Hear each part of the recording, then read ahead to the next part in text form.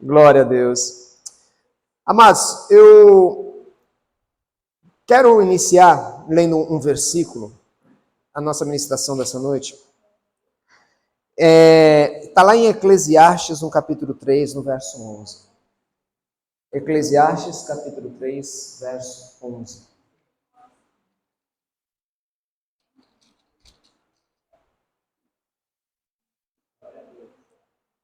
Amém? Diz assim: tudo fez formoso em seu tempo. Também pôs o mundo no coração do homem, sem que este possa descobrir a obra que Deus fez desde o princípio até o fim. Vamos estar orando antes da gente estar seguindo a ministração? Senhor Pai, eu quero nessa noite te agradecer, te louvar, Deus, por tudo que o Senhor tem feito em nosso meio, Pai. Por tudo que o Senhor tem feito na vida de cada um. Que essa noite o teu nome seja engrandecido em nosso meio. Que aquilo que está oculto ao mundo, o Senhor possa revelar nessa noite. Para a edificação da tua igreja. Para propósito, Senhor, para o propósito de cada um. Para a glorificação do teu nome. Eu te louvo, Senhor, eu te glorifico em nome do Senhor Jesus. Amém. Desliga aí. Esse versículo, eu quero estar ministrando algo que o Senhor falou muito forte no meu coração esses dias. Eu acho que falta um pouquinho nas nossas vidas, a manutenção disso. Aqui nessa versão diz que Deus pôs o mundo no coração do homem. Em algumas versões, que é a mais aceita, o Senhor colocou a eternidade no coração do homem. A eternidade. É interessante que na criação de Deus, quando Deus criou a cada um de nós, Ele colocou no nosso coração a eternidade. Isso prova de que nunca foi a vontade de Deus que eu e você morresse. A morte não fazia parte do plano de Deus. Deus não queria que nós tivéssemos um tempo finito, que nós existíssemos e morrêssemos. Por isso que a palavra fala que Deus advertiu a Adão: no momento que comer desse fruto, certamente morrerás. Não havia morte, porque o Senhor nos fez para a eternidade. Tanto que havia duas árvores, a árvore do conhecimento da vida eterna e a árvore do conhecimento do bem e do mal e a árvore da vida eterna. Que esta árvore não foi proibida de comer, porque era o propósito de Deus. Foram dois caminhos que o homem, e um deles o homem deveria escolher: comer da árvore da vida eterna e viver eternamente, como Deus é, ou ter o conhecimento de Deus. Então, o que acontece? O homem procurou ser igual a Deus, ou seja, uma vida independente de Deus. Eu não preciso perguntar para Deus nada, eu quero saber como. Eu quero ter a minha independência. Então, uma árvore trazia dependência de Deus, a outra independência. E no momento que o homem comeu do fruto do conhecimento do bem e do mal, morreu. Naquele momento, inaugurou a morte. E já começou com um animal. Um animal que foi morto para cobrir o homem com a sua roupa. E isso já apontava Jesus, que sendo inocente, igual aquele animal no jardim, morreu em nosso lugar. Aquele animal não tinha nada a ver com Adão, como Jesus não tinha nada a ver com a gente. Mas ele se entregou por nós, por amor. Deus nos amou de tal maneira que enviou o seu Filho. Jesus nos amou de tal maneira que se entregou por nós. Ele falou: ninguém tira a minha vida, eu entrego. Então o Senhor colocou a eternidade. O homem, embora seja um ser agora finito porque nós temos tempo de vida, a eternidade segue no coração do homem. Porque foi o DNA da criação. Foi a essência do porquê foi criado. Isso mostra porque muitas pessoas que até dizem: não, para mim morrer é tranquilo, morreu, acabou. Na hora de morrer não pensa assim. Na hora de morrer a pessoa sua frio, não quer, até quem não crê em Deus, ora a Deus, se apega a qualquer coisa para não passar pela morte. Porque por mais que cultuemos a morte, tem gente que anda com camisas cultuando a morte, vai para cemitério, né? Morte é minha amiga. Na hora do vamos ver a coisa não é assim. Porque não é natural. Não é natural. Porque o Senhor colocou a eternidade em nosso coração. Isso é importante entender porque aquilo que Deus fez em nós e quis fazer e quer fazer através de nós é eterno. Tudo é eterno. Tudo é eterno. Isso, eu penso nisso por quê? Porque nós temos trabalhado, muitas vezes, nos esforçados a trabalhar por coisas finitas, que não vale o nosso suor, que não vale o nosso empenho. Porque são coisas temporais, coisas que vão acabar. Como diz o próprio poeta, né? Tudo é vaidade. Aquilo que vai com a idade, sabe? Antes eu queria ter um carro, talvez o sonho que você queira ter hoje, daqui a uns anos vai ser uma coisa fútil. Como você era adolescente e tinha um sonho para alguma coisa, no dia que você adquiriu, não é mais esse sonho. Mas são coisas que passam, coisas que vão, sabe, indo embora. E de repente nós construímos as nossas vidas e no fundo não construímos nada. Como se você passasse horas na areia, construindo castelo de areia, que na primeira maré alta vai acabar. E você vê a sua vida ali, que construiu um grande castelo, que agora ninguém lembra mais. Quantos castelos e buracos já fizeram nessa praia? Vá agora, qual deles está em pé? Nenhum deles. E não é o propósito de Deus que nós venhamos a construir castelos de areia. Que o teu trabalho não seja um trabalho que acabe com a sua vida. No momento que você fechar os teus olhos, tudo que você construiu morre junto. Tudo que você fez terminou. Tudo que você trabalhou morreu junto. Porque, na verdade, daqui a 100 anos, ninguém vai lembrar de nós. Se Jesus não voltar antes, daqui a 100 anos ninguém lembra de nós. As coisas vão se apagando e vão se perdendo. E a eternidade está tão incutida dentro da essência do homem, que desde a mitologia grega, desde os gregos, a ideia de eternizar o seu nome sempre foi forte. Né? Os grandes imperadores construíam aqueles monumentos, os egípcios, de forma a eternizar o seu nome. O seu nome ser lembrado gerações após gerações. Hoje nós temos a Academia das Letras, né? Onde existem os imortais da literatura. Então são chamados imortais por quê? Porque é uma academia que são reconhecidos homens dentro da literatura, mulheres, e são tidos por imortais, ou seja, viram gerações após gerações, como um presidente da República também se torna um imortal dentro da história de um país. Todo mundo quer gravar o seu nome na história. Só que a Bíblia fala de que haverá um novo céu e uma nova terra. Até os imortais da academia vão acabar. Os grandes que escreveram os seus nomes, seja da filosofia, da ciência, seja da área que for, eles vão ser esquecidos. Porque haverá um novo céu e uma nova terra e ninguém se lembrará mais das coisas passadas. Então isso nos faz pensar no que nós temos trabalhado e o resultado desse trabalho. Até mesmo, às vezes, nós, com as melhores das intenções, nós queremos dar o melhor para os nossos filhos. Nós, às vezes, não queremos que os nossos filhos passem pelo que nós passamos. Só que o que nós passamos formou o que somos. As lutas, as dificuldades, e nós poupamos os filhos, e às vezes, de se fortalecer nas lutas. Poupando e cercando ele de todos os lados. E isso nós fazemos mais mal do que bem. Resultado que eu quero dizer com isso é que você falecendo, você morrendo, você passando, os teus filhos não seguirão o caminho excelente que você seguia. Então, tem um ditado que fala assim, se não me engano árabe, que tempos bons tempos difíceis geram homens fortes. Homens fortes geram tempos de paz. Tempos de paz geram homens fracos. Homens fracos geram tempos difíceis. E nós ficamos um ciclo oscilante de tempos bons e tempos ruins, dependendo dos homens fortes ou fracos. É por esse motivo que deixar patrimônio, que você construir grandes impérios, de você conseguir conquistar até mesmo os nossos diplomas, tudo isso vai acabar.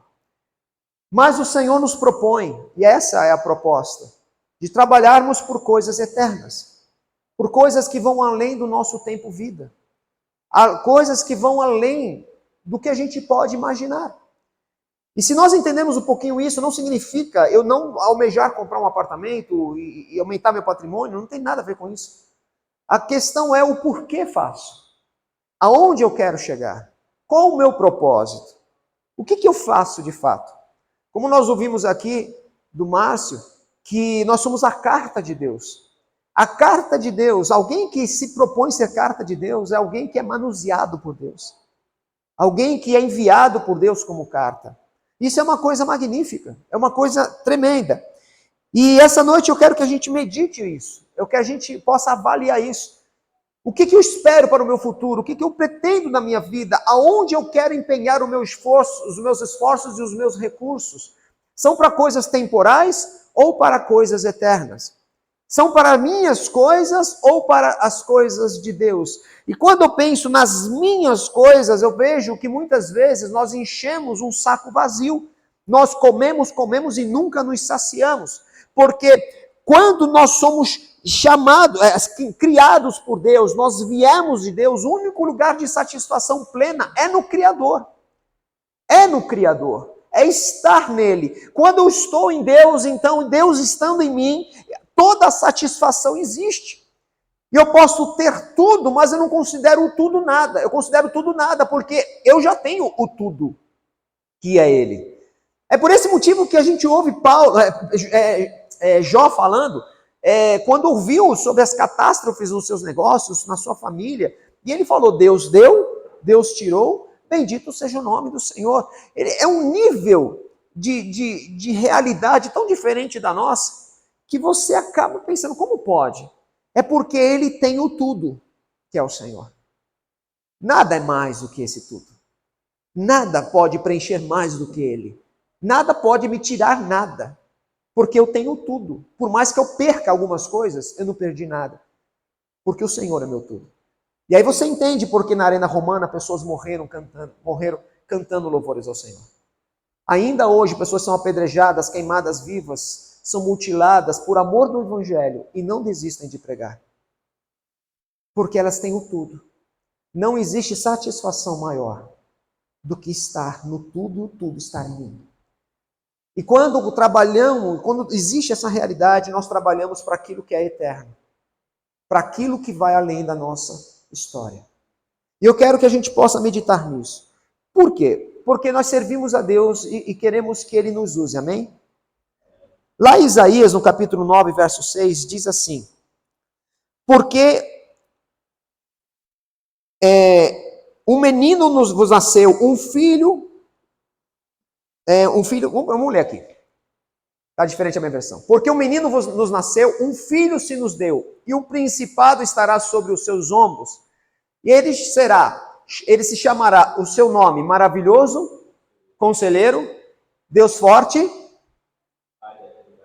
O que você espera de um Deus que é considerado Pai da eternidade?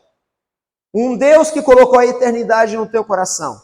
Ele acha que Ele quer que você trabalhe por coisas que não são eternas? Não vale o suor você trabalhar por aquilo que não é eterno. Não vale a pena gastar a sua vida por aquilo que vai acabar. É uma vida, você só tem uma. Só tem uma. Tem um influenciador muito interessante que ele fez uma matemática, ele explica a questão tempo, né, que a gente tem muito complexo. A questão de tempo, ele faz de uma forma matemática. Vou te explicar.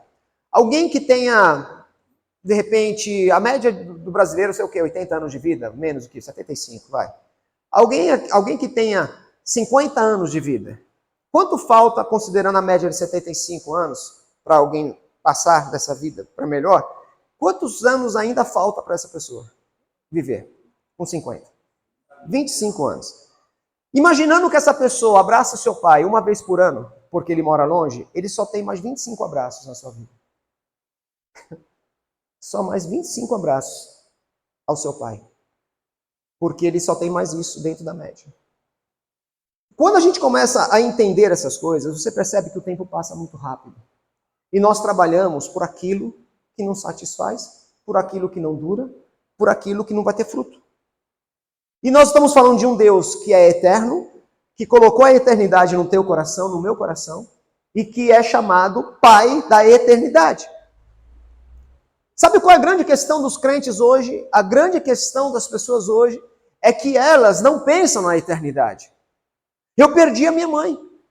Eu tenho 2 sentimentos e 2 pensamentos. O primeiro pensamento é de que eu perdi minha mãe, e esses olhos nunca mais a verá. Esse é um fato. Eu nunca mais poderei abraçá-la. eu nunca mais poderei estar perto dela e ouvir a sua voz. Se eu pensar dessa forma finita, eu choro, eu me desespero. Mas se eu pensar com um pensamento de Deus, ela está num lugar muito melhor, sendo amada por alguém que eu não posso amar com esse amor que ele dá, que é o amor de Deus. Eu querer trazê-la para perto de mim agora é um baita egoísmo, porque ela está nos braços do Pai, e eu a verei. Os meus olhos a verá de novo. Porque ela é eterna, e o Senhor tem reservado lugar a ela, como tem reservado lugar a mim. Você está entendendo? Pensando da eternidade, é como se alguém for viajar longe. Mas em breve nos veremos. Jesus falou aos discípulos, subindo aos céus, eu voltarei. Em breve voltarei. Você aguarda. Qual é o problema? Qual é o choro? Nenhum. Só não demora, Senhor. Por isso que João diz lá em Apocalipse, Maranata, vem, Senhor Jesus. Mas nós estamos falando de um Pai da eternidade que colocou a eternidade no seu coração. O que nós estamos fazendo com a nossa vida? O que estamos deixando? É eterno ou é temporal? Precisamos pensar nisso. Abra em João 3,16. Quando fala de um Deus eterno, João, Evangelho 3,16, fala de um Deus que também dá coisas eternas. Porque Deus amou o mundo de tal maneira que deu o seu Filho unigênito para que todo aquele que nele crê não pereça, mas tenha a vida. Aquilo que vem da mão de um Deus eterno é eterno. Por isso que Jesus não veio trazer uma vida pouca, uma vida mais longa. Ele veio trazer a eternidade como vida. E vida eterna. Por quê? Porque Ele é o Pai da eternidade, Ele colocou a eternidade em nossos corações, e Ele envia o Seu Filho Jesus para que a morte não mais faça parte de nossa história. Porque aquele que está morto, ainda que esteja morto, viverá. Porque a proposta dele é sempre nos lançar para a eternidade. Para ser, pessoas que vivam eternamente. Eu quero ler alguns versículos para que você entenda melhor isso. Lá também em Eclesiastes 3,14 diz, Eclesiastes capítulo 3, verso 14. Estão me entendendo, amém? Eclesiastes 3,14 diz o seguinte.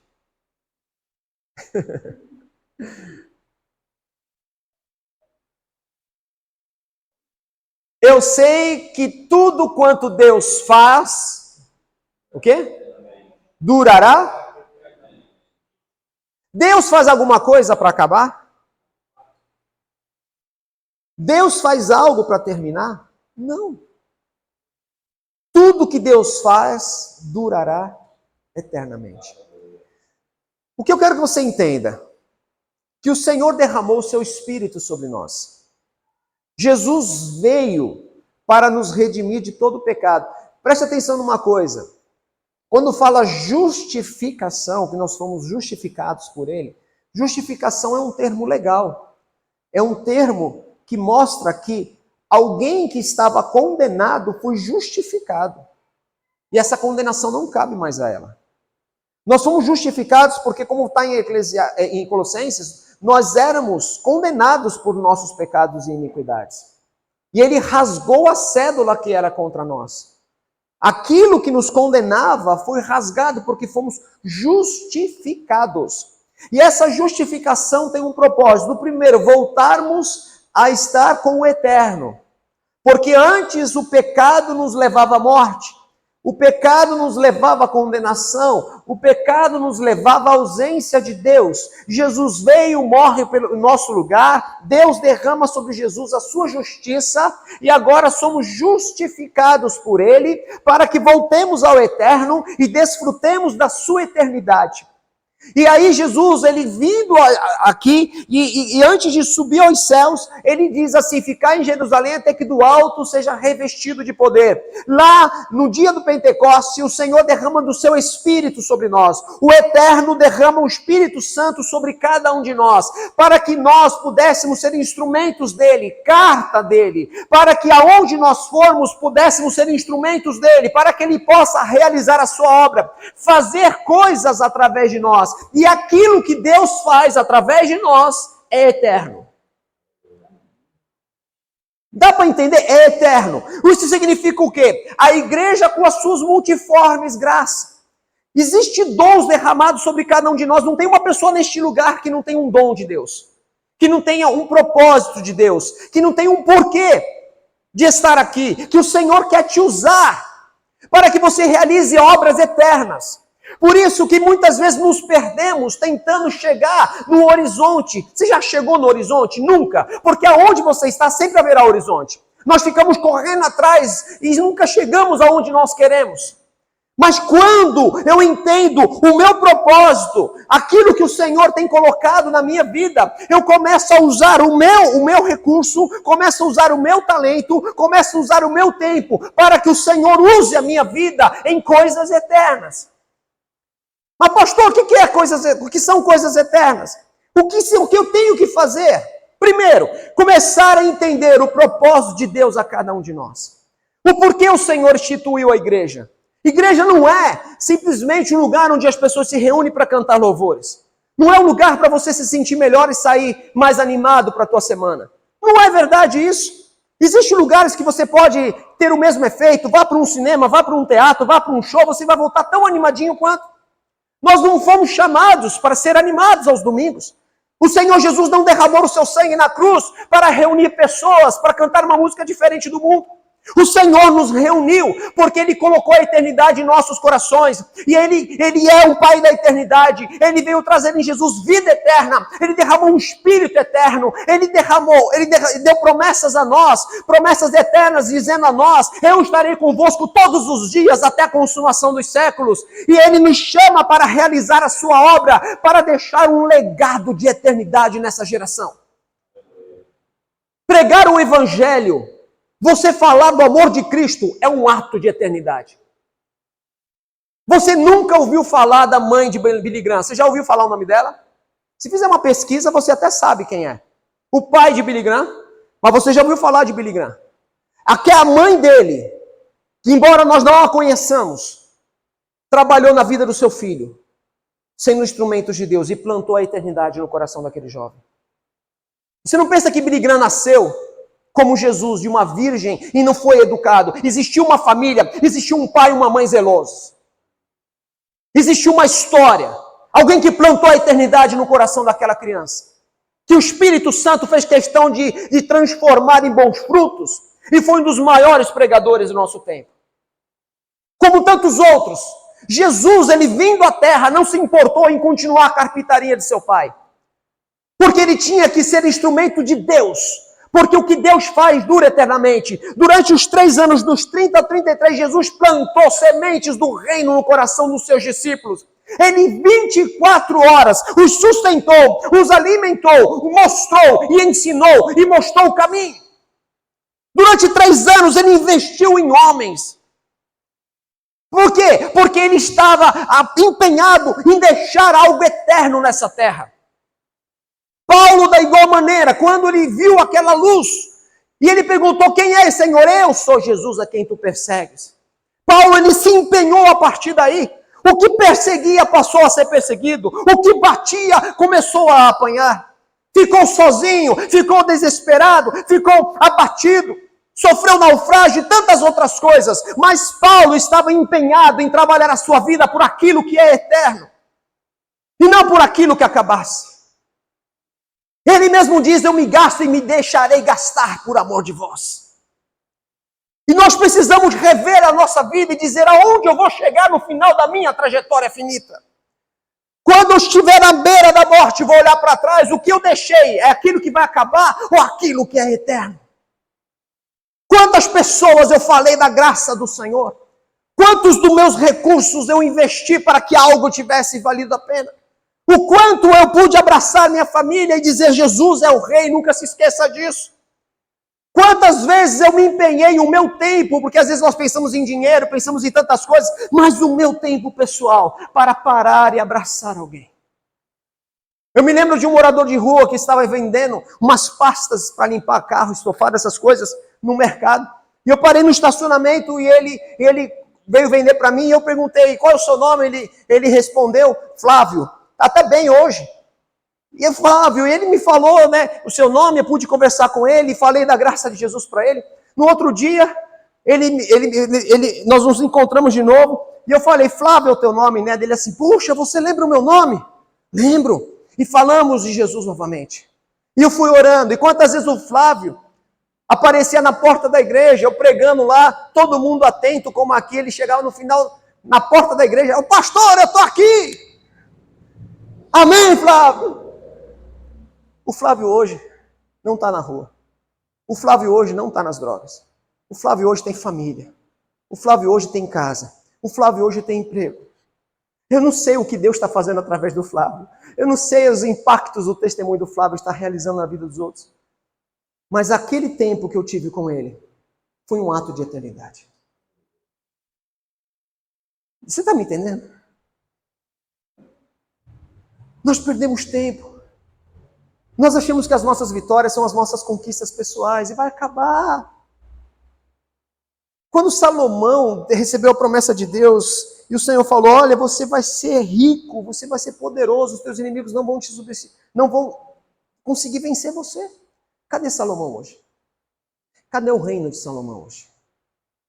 Mas a palavra fala que existe um rei eterno, que existe um rei que o seu reinado não terá fim e se chama Jesus. E todos aqueles que estão nesse reino, o Senhor o usa e tudo que Deus faz dura eternamente. O Evangelho só chegou a nós hoje porque discípulos, como os próprios discípulos de Jesus, trabalharam para a eternidade. A prosperidade de Pedro não encheu os olhos dele. Quando Jesus prosperou a empresa de Pedro, que era a pesca, não encheu seus olhos. Jesus o chamou para ser um homem que trabalhava por coisas eternas. Jesus, ele usou a pesca e disse algo interessante para Pedro. Pedro, está aí a tua empresa, mas se você vier após mim, eu vou te fazer pescador de homens. Esses peixes vão acabar, a sua empresa vai acabar, você pode fazer uma multinacional de pesca. Ninguém garante que os teus filhos levarão o teu legado. Ninguém garante que os teus filhos, como a família Matarazzo em São Paulo, o que é a família Matarazzo? É uma história, cadê a família? Não tem o poder nem o prestígio de anos atrás. Pedro, deixa os peixes aí, isso é temporal, isso acaba. Mas se você me seguir, eu vou te fazer pescador de homens. Eu vou te usar, e o que eu vou fazer através de você será eterno, porque tudo que eu faço é eterno. Tudo que Deus faz durará eternamente. Deus quer nos usar. Deus quer realizar através de nós. Para você entender melhor isso, abra lá em João 15, 16. Evangelho de João, capítulo 15, verso 16. 16. Não me escolhestes vós a mim. Presta bem atenção. Não me escolhestes vós a mim, mas eu escolhi a vós. E vos nomeei, para que vades e deis fruto, e o vosso fruto permaneça. Eternidade, permanência, a fim de que tudo quanto meu Pai pedi, tudo quanto em meu nome pedis ao Pai, eu vou lá conceda. Presta atenção, eu sou a videira, vós os ramos, no começo desse capítulo fala. Eu sou a videira, vós os ramos. Aquele que está em mim dá muito fruto, e o fruto tem que permanecer. Esse fruto não é fruto da tua vontade, não é fruto do teu querer. Você não fica na videira para dar o fruto que você quer. Você vai dar o que a videira quer. Você vai ser nutrido pelo que a videira verdadeira, que é o Senhor, nutre. Para dar o fruto que Ele quer. E o vosso fruto não vai ser fruto temporais. Vão ser frutos eternos. Fruto de eternidade significa você fazer parte da igreja. Não é a igreja aqui, não é a igreja lá. É a igreja dele. É fazer parte dos lavados, dos remidos. Parte daqueles que foram comprados com preço de sangue.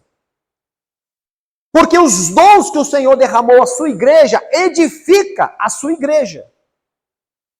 Uns têm dons para pregação. O pregador não é melhor do que quem ouve. Presta bem atenção nisso, tira essa coisa. O brasileiro tem essa ideia de que quem está aqui com o microfone é melhor do que quem está sentado ouvindo. Mentira! Não é verdade isso. As melhores obras que o Senhor faz, você não conhece. Aqui você sabe o que eu estou falando. Aqui é notório, aqui é público. Mas o Senhor faz tantas coisas maiores em secreto. Tem tantas pessoas que que são usadas para o Senhor de forma poderosa que não estão publicamente expostos. Mas o Senhor sabe. E o que eles fazem, muitas vezes tem mais impacto do que quem está aqui. Nós gostamos de levantar ídolos, nós gostamos de levantar heróis. Heróis no futebol, no esporte, na música, nós gostamos disso, no meio gospel. Há quem goste também de ser chamado de ídolo e há quem goste de idolatrar. Mas não é disso que o Senhor fala. O ramo não é nada, a videira é tudo. O ramo não é nada. Nós não somos nada. Se a videira morre, morremos. Mas a videira não é a videira falsa, é a videira verdadeira. E ela nos chama, nos convida, nos convoca. Como ele mesmo fala aqui, não foi você que me escolheu, eu escolhi você. E não só escolhi, eu te nomeei. Dá para entender isso? O Senhor coloca a eternidade no seu coração. O Pai da eternidade, que veio e te trouxe vida eterna, que quer que a sua obra não morra, mas permaneça, os frutos que você dá permaneçam. Frutos que permanecem é você estar pregando o evangelho em Bertioga, sem considerar que anos e anos atrás vieram os primeiros missionários para cá. Esses homens que você não sabe os nomes, eles pregaram o evangelho nessa terra tupiniquim e nos trouxe o evangelho na qual pregamos hoje. Homens que saíram das suas casas, enfrentaram o mar, e sabe Deus como morreram, se perto ou longe da família, que eles pregaram o evangelho e eles lançaram um fruto que permaneceu, frutos de eternidade. Nós não fomos chamados para participar de culto, não fomos chamados para dizer, Senhor, glória a Deus, o Senhor falou comigo, fomos chamados para dizer, Senhor, eu quero ter uma visão eterna, eu quero ter obras de eternidade, eu quero trabalhar por aquilo que vale a pena. Eu tive um momento desse na minha vida. Eu estava no auge da minha música, na parte de piano na minha vida. Com os melhores professores de São Paulo, com convites para até estudar fora do país. E eu fiquei pensando nisso. Falei, se eu me esforçar, porque não pensa que pianista é talento. Ah, é talentoso. Não, é estudou. Não adianta você ter capacidade para ser um bom corredor se não corre. Quem corre vai ser melhor que você, se não tem resistência. E piano não é diferente, você tem que ter uma capacidade emocional, porque você toca na frente dos outros. Você tem que ter um equilíbrio emocional, você tem que ter uma série de coisas. Eu estudava de 5 a 8 horas por dia. E de repente eu larguei para fazer missões, igual a Manu e o Marcinho. Eu larguei, sabe por quê? Porque eu não achei que valeria a pena eu gastar a minha vida tocando piano, sendo que um dia ia acabar tudo. Isso não é eterno. Não é eterno.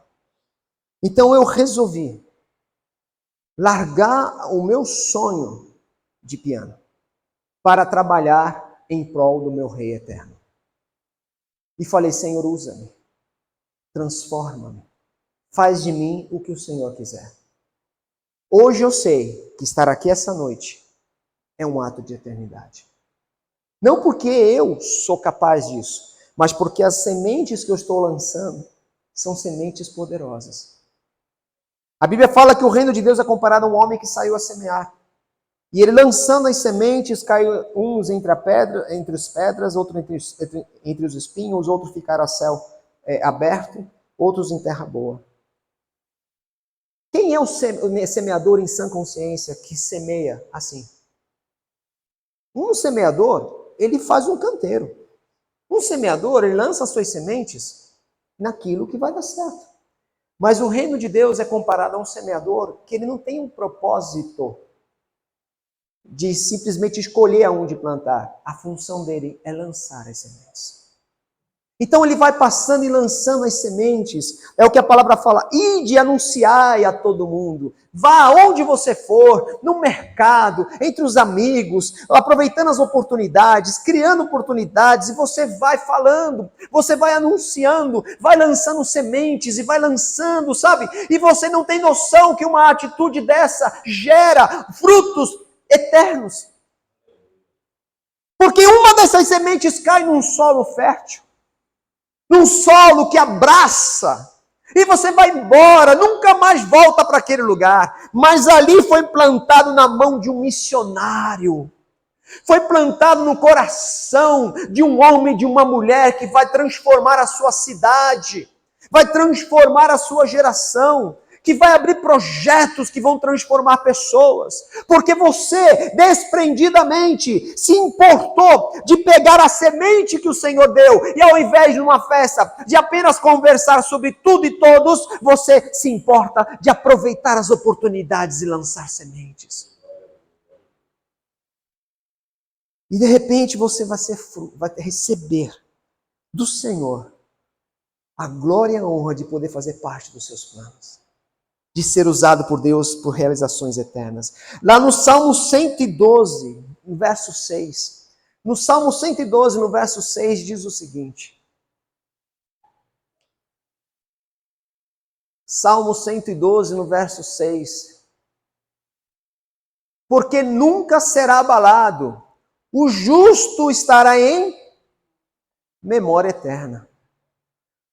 Preste atenção, uma coisa é você trabalhar pelos seus projetos, outra coisa é pelos projetos de Deus. O justo não será esquecido. O que ele faz dura eternamente, e ele será tido por memória eterna. A igreja do Senhor nomeada, cheia do Espírito Santo, sabia que o poder de uso do nome de Jesus os anjos não têm? Sabia que a autoridade que você tem, os anjos não têm? Pelo contrário, os anjos são servidores teus. O Senhor dá ordem aos anjos ao teu respeito. Mas a honra de pregar o Evangelho, a honra de transformar vidas, remir vidas pelo nome do Senhor, é dada a mim e a você. Tamanha glória, tamanha honra. Por isso que o Senhor fala, não só te chamei, eu te nomeei. Para ides e dar fruto.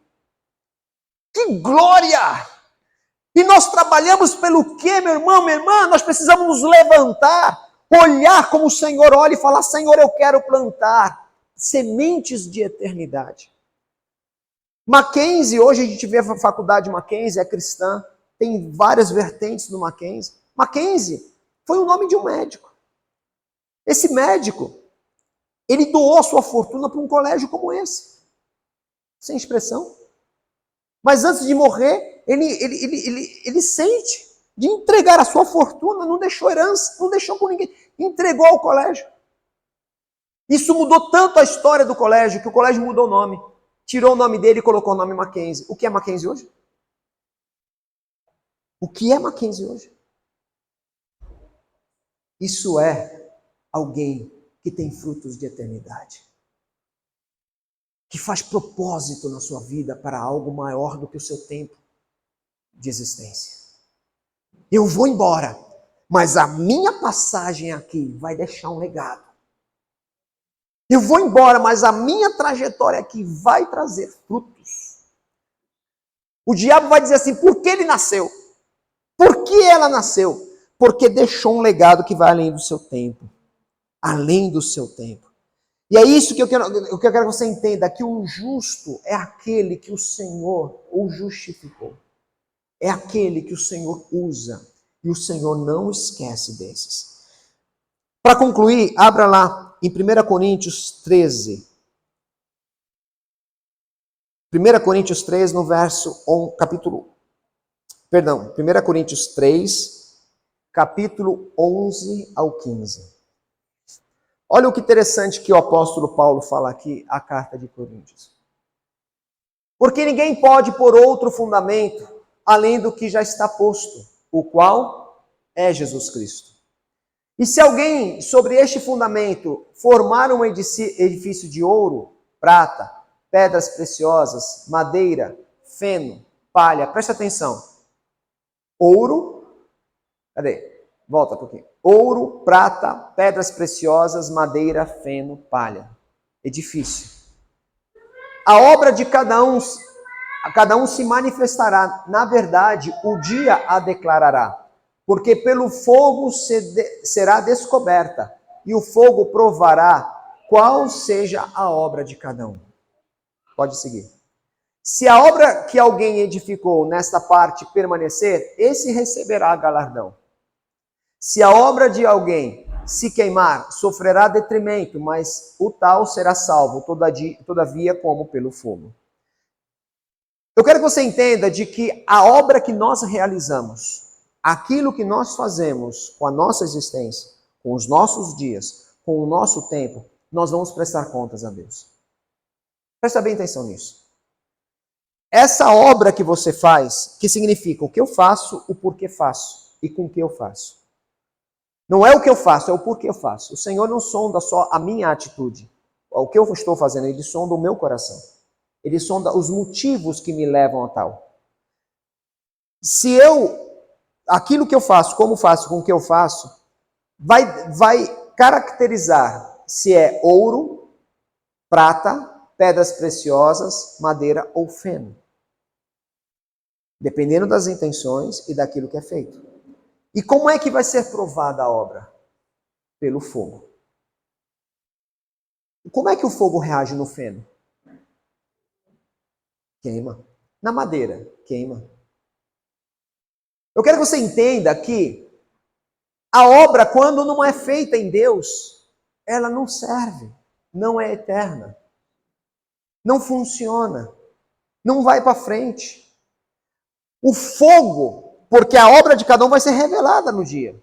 O fogo, no ouro, olha que interessante.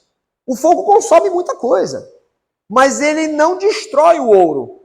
Sabia? Quanto mais fogo você põe no ouro, melhor o ouro fica. Porque as impurezas do ouro são reveladas no fogo.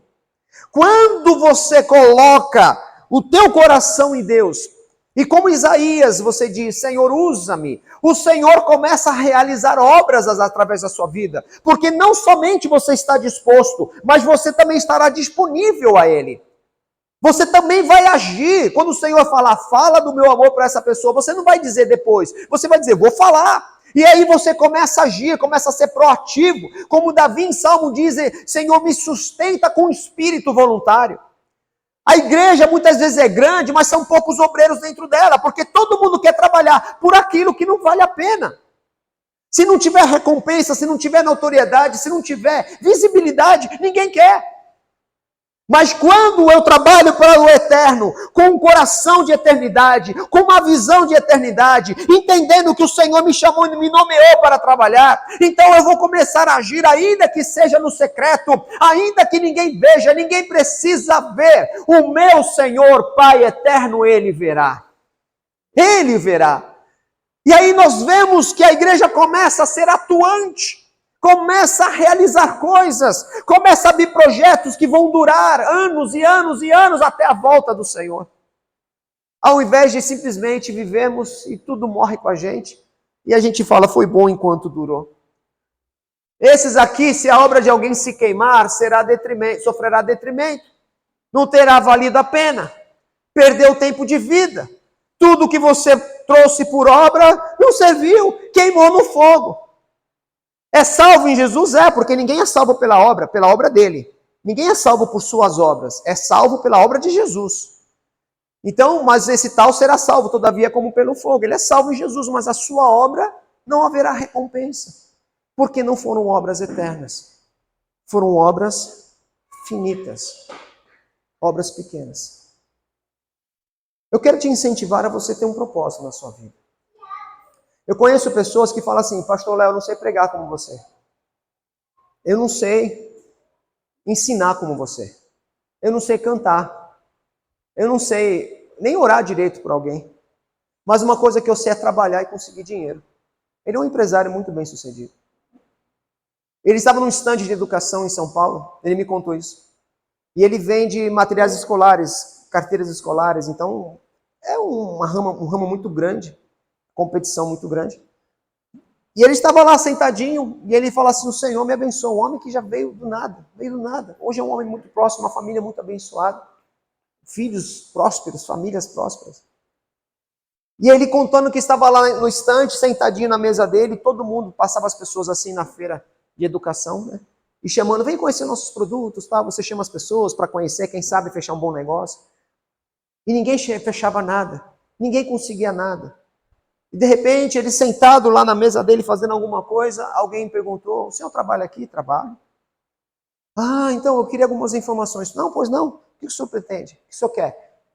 E dessa conversa ele fechou um negócio de R$1 milhão. E os outros disseram, como é que é possível isso? Ele sentado lá, a gente aqui em pé, caçando um, caçando o outro, como é possível? E ele dizia assim, pastor Léo, eu não sei fazer muita coisa que a igreja faz assim de visibilidade, mas uma coisa que eu sei é investir na obra, uma coisa que eu sei é patrocinar projetos, é mandar missionário. E ele até brincava assim, pastor, vou comprar essa casa para ti. É sério? É, porque se eu conseguir comprar essa casa para ti, o Senhor me deu muito mais. Eu estou dando um exemplo de finanças, desse testemunho, mas pode ser o teu tempo, pode ser o teu talento. Quando você coloca nas mãos do Eterno, para Ele usar a sua vida para criar frutos de eternidade, ele multiplica nas suas mãos o que você tem. Porque Ele sabe que se você recebe R$1.000, você oferta 100. Imagina o que quando você tiver 1 milhão em mãos. O que R$100 faz na obra, o que 1 milhão faz na obra. Se você tem um pouquinho de tempo, e com um pouquinho de tempo você faz uma visita no hospital, o que fará se o Senhor te der todo o teu tempo? 24 horas. Se você que tem uma capacidade para poder ensinar ou poder ajudar, fazer um projeto social, alguma coisa, se o Senhor potencializar esse teu trabalho, o que não pode ser realizado? O colégio, que é o nicho que o Senhor nos deu. O colégio. Eu tenho noção de quantas vidas vão sair deste lugar e vão transformar essa geração. Hoje são crianças que vêm, correm, aquela coisa, gritaria, ninguém imagina nada, mas eu não tenho noção do poder dessa semente lançada. E o que essas jovens serão como adultos? E farão coisas maiores do que eu. E essa é a minha oração. Para terminar, Mateus capítulo 28. Mateus capítulo 28, do 18 em diante. Quero terminar com esse versículo.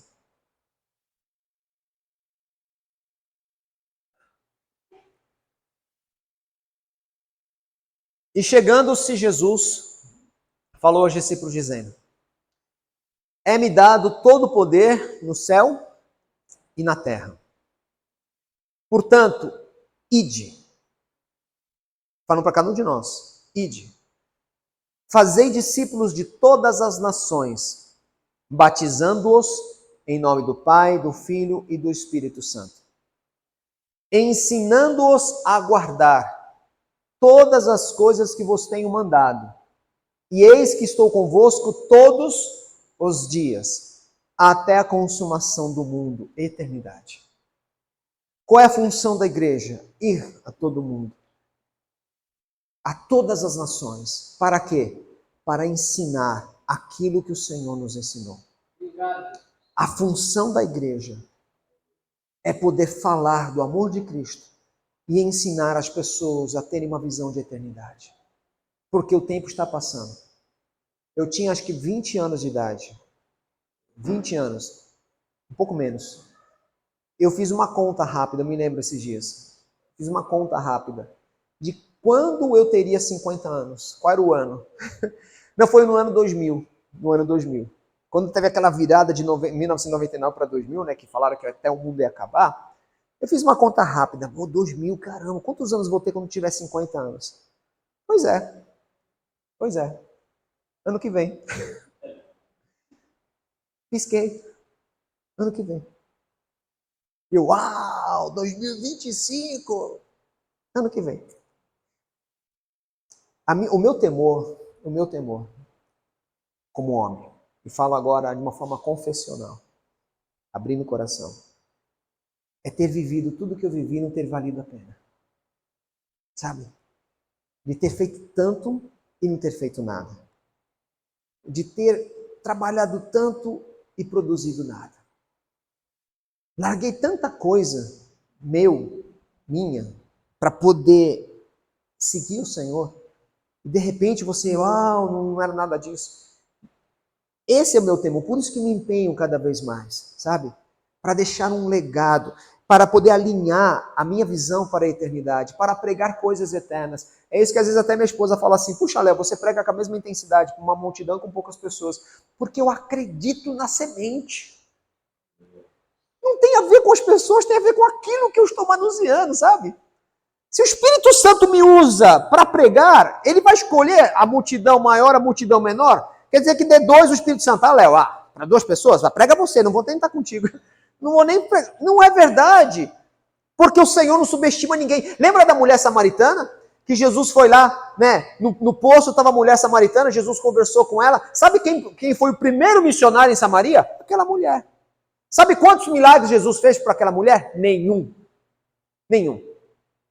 E aquela mulher pregou em Samaria e os samaritanos saíram de lá para ouvir o que Jesus tinha para falar, para conhecer Jesus. Que poder! Então uma pessoa pode transformar o mundo, uma pessoa pode ser um próximo Billy Graham nessa geração. Basta nós começarmos a entender que quando nós saímos desse culto agora, o Senhor quer nos usar com atitudes de eternidade. Ele quer que nós preguemos o Evangelho, Ele quer que nós falemos do amor de Cristo, Ele quer que você convide pessoas para vir aqui no culto, ouvir o que você está ouvindo. Vamos lá comigo, vai ser bênção para a sua vida. Se você em um mês, 4 cultos, não for bom para você, não volte mais, fique tranquilo. Mas se isso mudar a sua vida, eu tenho certeza que você vai entender o porquê eu estou lá até hoje. Você vai entender o que o Senhor está fazendo, e você vai ensinando, e você vai mostrando, vai revelando que aquele que morreu, ressuscitou, e todo o poder lhe foi dado no céu e na terra, e esse poder ele deu à igreja, nos nomeou, para que nós pudéssemos ser a carta dele, o recado dele, a salvação dele, o propósito dele, realizando obras eternas, porque se a obra do Senhor está em mim, porque Ele faz através de mim, então aquilo que eu faço durará eternamente. É obra de ouro, é fruto de ouro, o fogo purificará, eu receberei galardão e serei co-participante de tudo dele.